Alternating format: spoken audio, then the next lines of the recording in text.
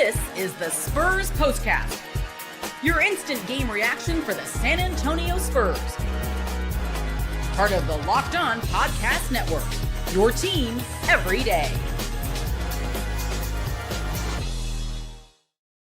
Well, it's not particularly one that you go to bed at night feeling great about, but at the end of the day, you go to bed knowing that your team won the game. And even though it wasn't pretty, even though the opposition had a career night, you go home with the most important part and you take care of business, even if the road wasn't particularly ideal to get there. Welcome into the Spurs POSTCAST right here on Locked On Spurs, part of the Locked On Podcast Network, of course, the #1 podcast network in the world because of the everydayers like yourself. Feeling pretty good tonight. Collectively, I think all the everydayers exhaling because the Spurs survived what would have been another monster collapse to the Minnesota Timberwolves in a week span on the back of Anthony Edwards on a career night. He puts up 58 points. The Spurs survive a near 25-point collapse, and they win the game 126-123. Their second win to the homestand in as many tries. Victor Wembanyama staving him off for as long as he could. He goes for 39 on a night, my friend, that very much survive, exhale, advance. Wasn't pretty. A heck of a lot harder than it should have been, but they got to the finish line. Yeah, definitely. We're going to break everything. Casey, let's do it. Like you said, not pretty, but they got the job done. This is what you'll be talking about. Well, I'll tell you what, Mr. NBA champion Devin Brown, the game started off plenty pretty. Fantastic, dare I say, because despite trailing by one after one, the second quarter was probably the best offensive, well, statistically at least, the best offensive quarter that they've had the entirety of the season. 48 points is the margin they put up. Victor had 20 of those 48 points. They go up by 25 at the break. Need we not forget, though, it was around this time last week, the Spurs were in a similar spot against this Timberwolves team. A T-Wolves team, again, coming off of a back-to-back. A T-Wolves team that they led by 19 points in the third quarter against that game last Sunday. So fast forward to tonight, comes outside of the other break. They're up, like I said, a little bit more this time by 25, and Minnesota slowly starts to chip away. Yeah, Anthony Edwards does his part, but it was actually another Frenchman who led the way. Naz Reid was hurt in this game, the big man from Minnesota. 5 minutes in, they're already playing without Rudy Gobert. So Yohan Berenger, another Frenchman, 19-year-old rookie, comes in and makes a whole bunch of energy plays, and it ultimately it cuts that deficit to 12 after three quarters. More of the same recipe, and at this point in the fourth, Anthony Edwards is nuclear, on fire. He puts up ultimately 26 points in the fourth quarter, but Minnesota does what they do and a veteran team does. Get stops, gets buckets, gets stops, gets buckets, and it's on the back of their superstar leading the way. Ultimately, it gets to a spot, 3 minutes to go. Timberwolves go up 103-100 when Ant and Wemby, they start exchanging scores back-to-back. A game that, again, went down to the final minute, tied, and then Minnesota takes the lead. Dante DiVincenzo knocks down a three. They go up one. Subsequently, Victor responds, puts them back up one. On the other end, Berenger, one more time, mind you, on a night that has Anthony Edwards putting up career numbers, has a whole bunch of playmakers on the floor for potentially the decisive go-ahead field goal. He goes at Victor. He gets blocked. Keldon comes back and hits a dagger three with 17 seconds left to go to put him up 4 free throws in the middle. Ultimately, the math reads 126-123. Mentioned Wemby's 39-9, Fox 25 and 12 assists. And a career high 58 points for Anthony Edwards, but not enough to beat the Spurs tonight, who moved to 29-13. You take it. You take it. You like the fact that they were able to close them out, which was great. They were able to do it. They were able to stop that bleeding, stop that momentum. But it is what it is. You're concerned because this is another game that they struggled against Minnesota, but they got the important part done, and that part is the one that counts above all else. Yeah, so, my keys, number one is Anthony Edwards is pretty good at basketball. All right. Number two, De'Aaron Fox, 23 points tonight. He was good. He was good, getting people involved, scoring when he needed to. Started off the game, really good, showing bursts of speed, things like that. Number 3, Wemby. Mhm. And you talk about that second quarter, 48 points in that second quarter, Wemby leading the way with 20. I believe Sean Elliott mentioned it. I believe Devin Brown has mentioned it. And I even believe Casey has mentioned it. When they play through Wemby, they're a good basketball team. But for some reason, and you saw it tonight, they'll go through these stretches where everybody wants to do it on their own. Got to cut those bad habits. All right. Casey, one of the other things I saw tonight, 50% from the field for San Antonio. That's good. That's trending in the right direction. 15 made threes. We'll take that. They've been struggling from behind the arc.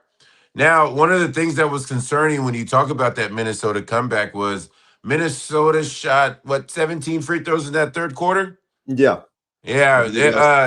Yeah. Randall started just playing bully ball, getting Right. to the free throw line. But it's smart. You said veteran team, very veteran, because they started getting to the line and they were cutting into the lead. That's how they were able to get back in the game. Reminds me of the Hoplites the other night in that tight ball game that they were in. Now that fourth quarter, you talk about DiVincenzo. We talked about him off the air, on the air. He really plays well again in this building against the Spurs every single time. Regardless the uniform. Regardless the uniform. And he hit 2 big ones down the stretch. I'm not going to get into your boy Gobert Jr. yet. We'll talk about that in a minute. But like you said, the Spurs were able to pull this one out. They look good offensively down the stretch. Wemby hit some big buckets. Keldon, a big 3. And like you said, just able to pull this one out. Yeah, there's a lot of things that you like, but I'll tell you something that I really did like. Afterwards, when they were standing midcourt, they did not look like a team that wanted to bang that drum. They looked like a team that knew that they blew a 25-point lead, gave up 58 points to Anthony Edwards, and survived. And I like that because that shows that they're not blind to what it is. And they're thinking bigger picture here a little bit. De'Aaron Fox with Nate Ryan in the post-game interview pretty much played it off exactly like that. Yeah, it was cool. We got to learn how to win these games. And that's the positive that you take away from it is that you learn how to win these games. But then on the other side of it, it's like, okay, well, these games are still happening. But at least when you're walking away with it on the better side of things, you're ultimately feeling good about that. Want to talk about the turning point. You mentioned Victor playing, fantastic night, had 39 points. And it goes hand in hand with something that you and I and a lot of people, I guess for that sake, have been critical of Mitch Johnson about. Time to reveal where the game was won or lost. It's the turning point. Couple of things. Victor's minute management and when to do it. That I think we can be a little bit more diplomatic about because that's not the easiest thing to do and a tough task to try to figure that out, read that game. The other thing, maybe more importantly, by the time Victor checked back in at the 4:19 mark in the fourth quarter, it was a 2-point game. It was we saw as Minnesota chipped away, and you saw it even more so in the third quarter. Mitch just lets them play. And very often it's at the point of that it's just detrimental and less than ideal things happen. And that was exactly what happened tonight. And he gives them too much grace, it feels like at times. It felt like that tonight.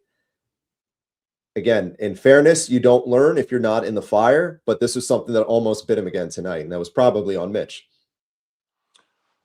Well, it's a big concern of mine because when you are going 4 and 5 possessions, we saw the first 5 or 6 possessions where San Antonio was scoring and Minnesota had a hard time just getting a grip on the basketball. Well, San Antonio returned the favor, and it seems like the last couple of games, besides the Milwaukee game, but that they've been doing that where it's a lot of one-on-one basketball, Casey. Stephon Castle actually did Keldon a favor, tonight because I've been, preaching for Keldon to get some more inside game on the line type minutes. and he hits one of the biggest threes. So hopefully that'll have him trending in the right direction to get some more of those minutes. But, you see it with Castle and you see it with Harper, a lot, where they just start going and, they're like, I'll do it. And I think sometimes, Casey, my point is that they forget that number one's out there Mm-hmm. and to just play through him. Mm-hmm.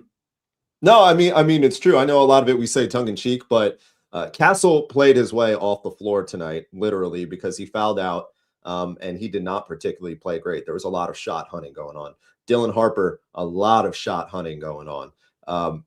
And this part, I guess you be a little bit fair to Mitch because you're not going to play De'Aaron Fox 48 minutes. Somebody has to bring the ball up the floor, not named De'Aaron Fox, Right. So there's only so much he can do at that point in terms of playing these guys. But the way it felt, at least, might not have been the worst thing in the world to have Castle foul out tonight because Mitch was giving him a lot of grace for something that wasn't exactly happening for the most part. But in fairness, at the same time, Keldon was playing well. Keldon got those minutes. He ultimately did play 31 minutes tonight. I believe that's probably the most he's played the entire season, at least in the immediacy. I'll have a double check on that, finishing with 20 points. So the Bald brothers, again, showing up to work this evening. But it feels like, a trial by fire type of thing. And maybe that's the way he kind of viewed at it, riding this thing out a little bit comparatively speaking to last week, right? Because when they blew the lead at Minnesota.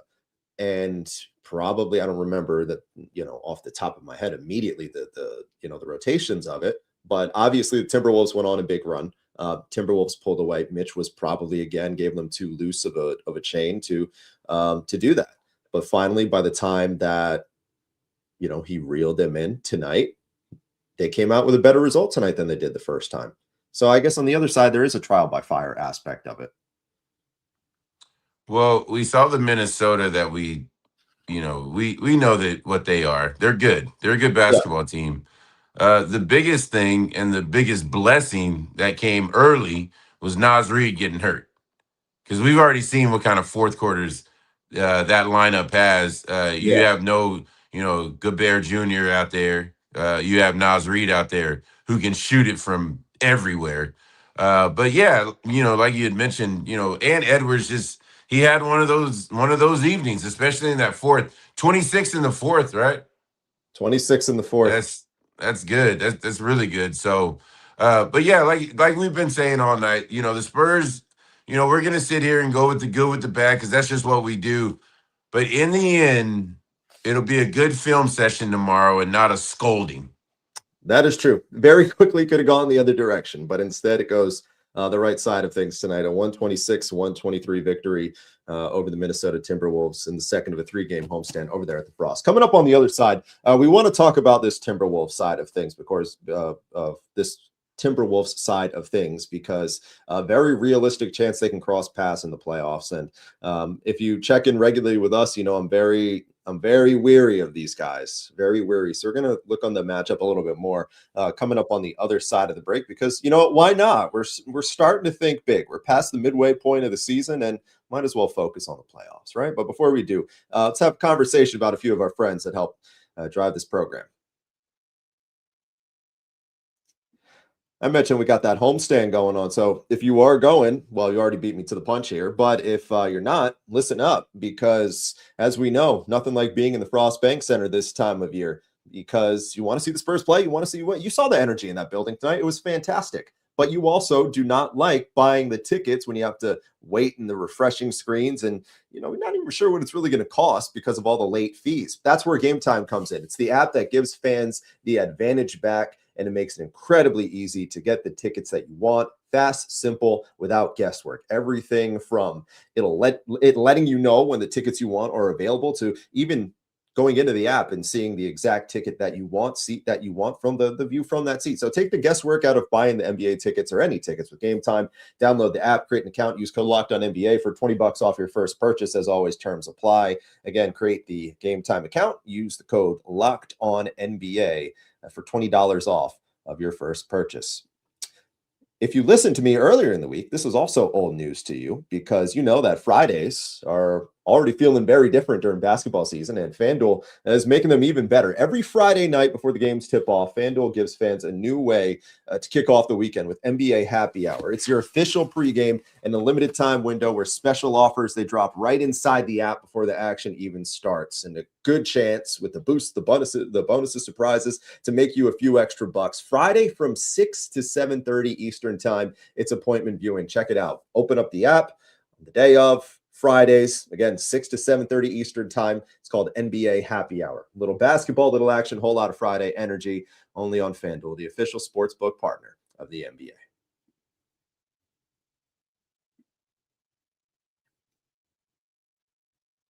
Spurs winners tonight, 126-123, surviving a near catastrophic 25-point collapse. Technically, they did actually blow the lead at one point, but they came back. They did the, they did the part that was important. They left with the dub.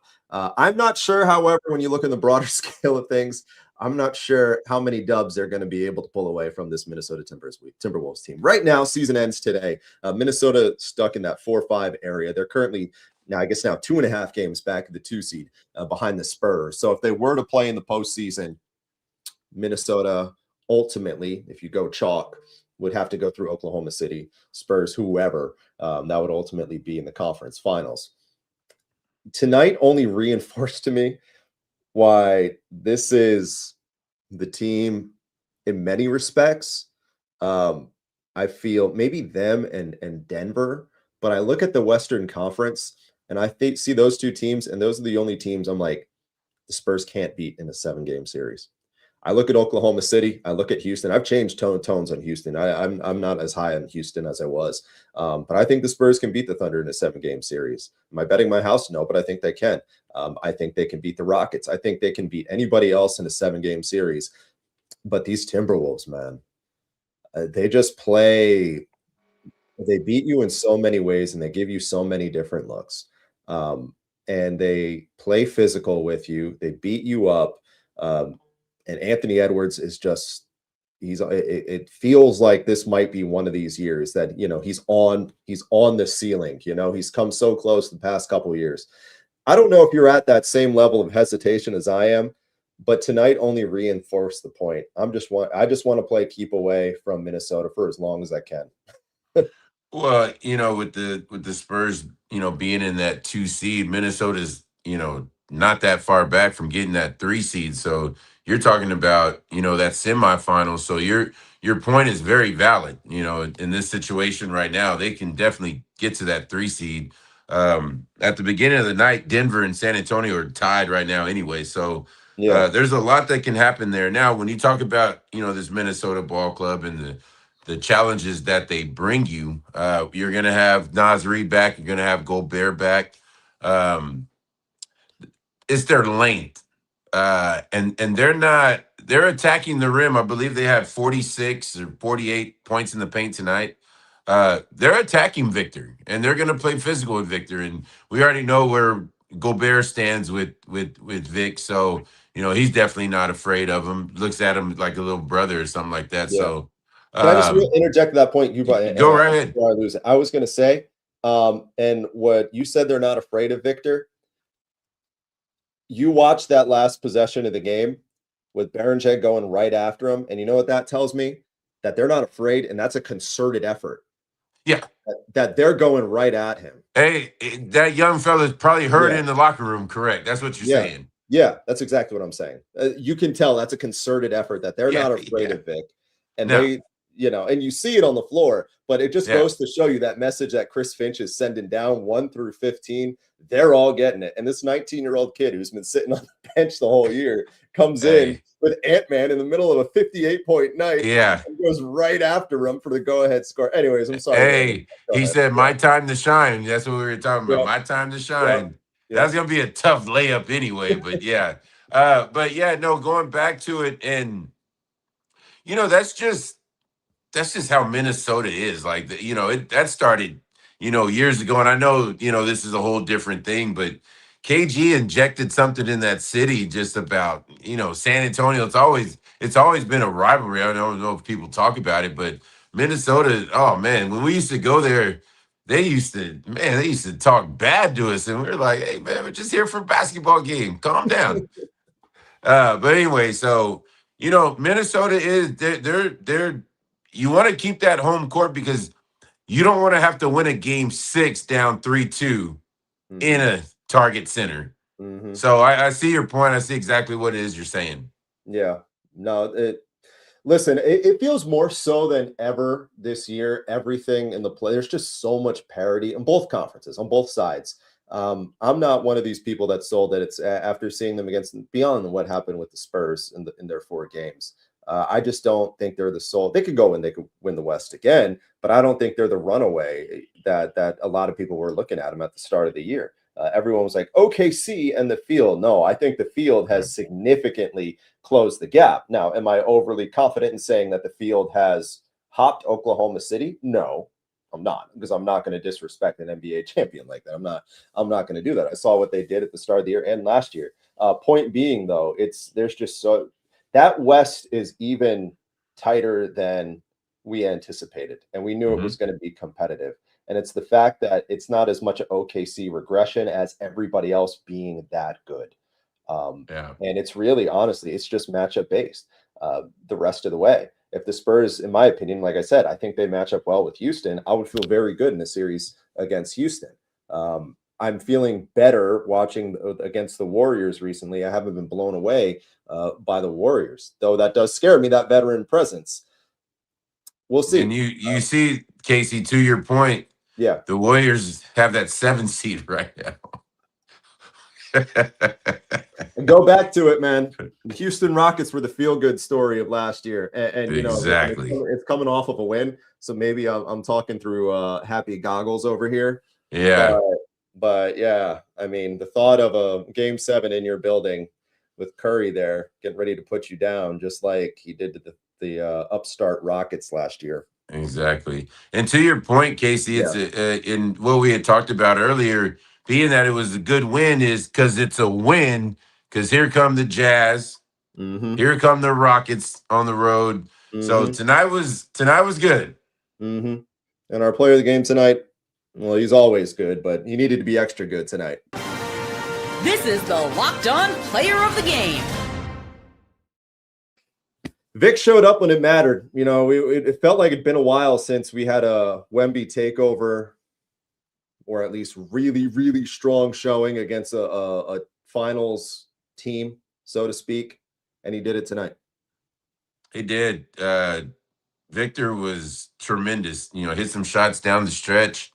And it started the other night, against Milwaukee. He was ready for this one. He wanted this one. He was very aware that this is the first time in 6 meetings that they've beaten Minnesota. So that was important to Vic tonight. And you could tell when he got the offensive rebound at the end of the game and just his body language, beating himself, hitting himself, and letting everybody know that I'm going to take care of this one tonight. Casey, he was great.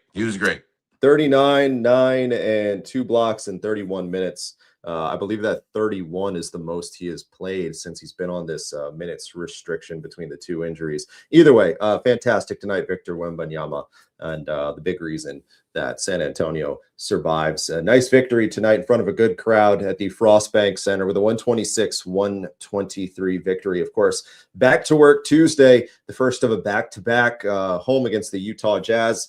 Very next night, national TV game against the Houston Rockets. As you know, as we always are, Devin and I will be right back at the tail end of that to break it all down for you. When we put a bow on these things, you guys are the ones we show the love to. You guys are the ones that make it possible. You make it fun. All of our programs between the postcast, the squad shows, and Jeff on the title pod, the day-to-day title pod, Locked On Spurs. Good night for Spurs fans. Good night for the team as San Antonio moves to 29-13 on the season, firmly in that contention atop the Western Conference. So for my good friend, Mr. NBA champion Devin Brown, I'm Casey Viera. Everybody enjoy the rest of your Saturday, and we'll talk to you next week.